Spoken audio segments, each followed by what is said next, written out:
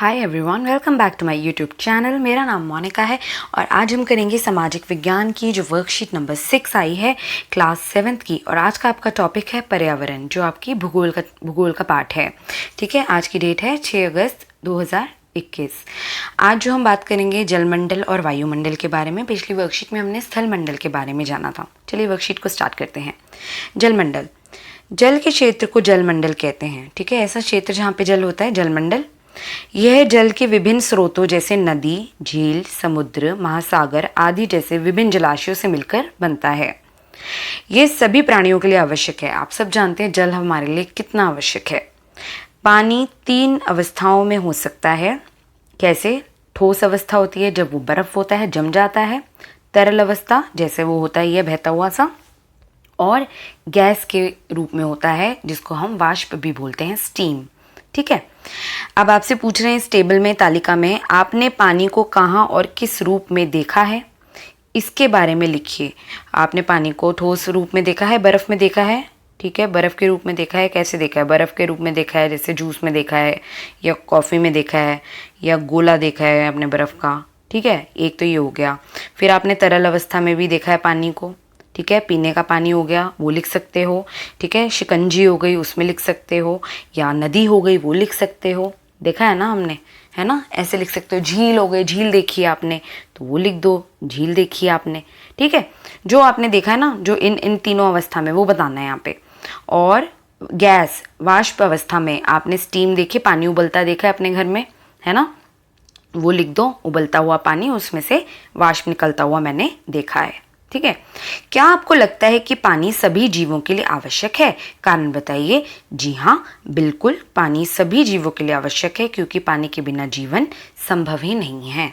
ठीक है, चलिए आगे चलते हैं। वायुमंडल, अब हम बात करेंगे वायुमंडल की। ठीक है, वायु से ही समझ जाएंगे हम किसकी बात कर रहे हैं, वायु की। ठीक है, एयर।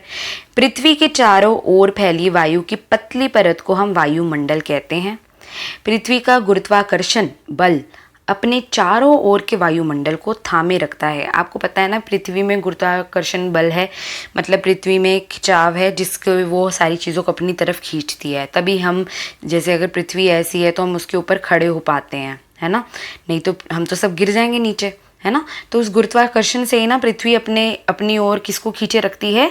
वायुमंडल की, जो ये वायु की जो पतली परत होती है उसको खींचे रखती है। ठीक है, और ये कहाँ होती है? पृथ्वी के चारों ओर। यह सूर्य की झुलसाने वाली गर्मी एवं हानिकारक किरणों से हमारी रक्षा करता है। बहुत ही इंपॉर्टेंट पॉइंट है ये। इससे कई प्रकार की गैस, धूल कण एवं जलवाष्प उपस्थित रहते हैं। तो जो ये हानिकारक किरणें होती है ना, उससे बचाता है वायुमंडल। ठीक है, वायुमंडल एक तरह की जो परत है, हमारा जो पृथ्वी है उसका बचाव करती है। ठीक है, झुलसाने वाली गर्मी, तुम्हें पता है सूर्य की किरणें कितनी तेज होती हैं, तो वो जो है वायुमंडल से होकर गुजरती हैं, इसलिए वो थोड़ी कम तीव्र होती हैं। नहीं तो अगर वायुमंडल ही नहीं होगा तो भाई पृथ्वी बहुत गर्म हो जाएगी, बिल्कुल रहने लायक ही नहीं रहेगी। ठीक है, आओ कुछ करके सीखें। वायुमंडल में हम अलग अलग घटनाओं को देखते हैं, जैसे कि हवाई जहाज का उड़ना, पक्षियों का उड़ना, तारों का टिमटिमाना आदि। वायुमंडल में होने वाली ऐसी घटनाओं की सूची बनाइए एवं वायुमंडल के महत्व का वर्णन कीजिए। अब कुछ तो यहीं पे दी हुई हैं। ठीक है, हवाई जहाज का उड़ना, पक्षियों का उड़ना, तारों का टिमटिमाना, कुछ आप सोच के खुद लिखो। आपको ऊपर जो, जैसे हम बोलते हैं ना कि आसमान में आपको क्या दिखता है, तो ऐसे सोचो आपको आसमान में क्या क्या दिखता है, वो लिखो। ठीक है, हम पतंग उड़ती देखी है ना? वो लिख दो ना यहाँ पे। पतंग उड़ती देखी है आपने, वो लिख देना। ठीक है, और पक्षी तो उड़ते इसमें लिखा ही है। पत्ते उड़ते देखे हैं कभी, पेड़ों के पत्ते उड़ जाते हैं, है कि नहीं? वो लिख देना इसमें। ठीक है, आओ जाने, अब हम क्या जानेंगे वायुमंडल के बारे में। ये विभिन्न गैसों का मिश्रण है। पृथ्वी के वायुमंडल में वायु जो है वो 78% तक नाइट्रोजन गैस है। तो वायुमंडल में अलग अलग प्रकार की गैसें पाई जाती हैं, पता है आपको?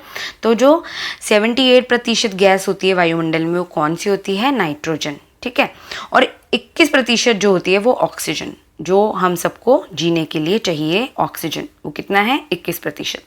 वायु में बहुत सारी अन्य गैसों की भी छोटी मात्रा होती है, जैसे कि कार्बन डाइऑक्साइड, नियॉन और हाइड्रोजन। ठीक है, पादप और जीव जंतु मिलकर जैव मंडल या सजीव संसार का निर्माण करते हैं। तो बेटा ऐसा क्षेत्र जहाँ पे पादप मतलब पौधे और जीव जंतु मतलब क्या होते हैं, सारे जीव, जो भी जीवित चीजें हैं, इंसान हो गए तुम्हारे, जीव जंतु, एनिमल्स हो गए, वो सारे मिलकर किसका निर्माण करते हैं, एक सजीव संसार का, जिसको हम बोलते हैं जैव मंडल।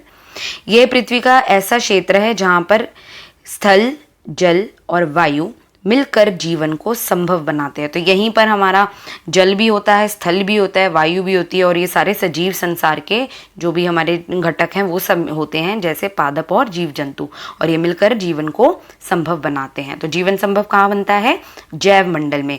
जैव मंडल में कौन से 3 क्षेत्र हैं जहाँ पे स्थल, जल और वायु मिलकर जीवन को संभव बनाते हैं। ओके, पहला क्वेश्चन ही यही है आपका। देखो फर्स्ट क्वेश्चन आपका क्या है, और एक बार ये फोटो देख लेते हैं, हमने शायद पहले भी करी हुई है, फिर भी देख लेते हैं।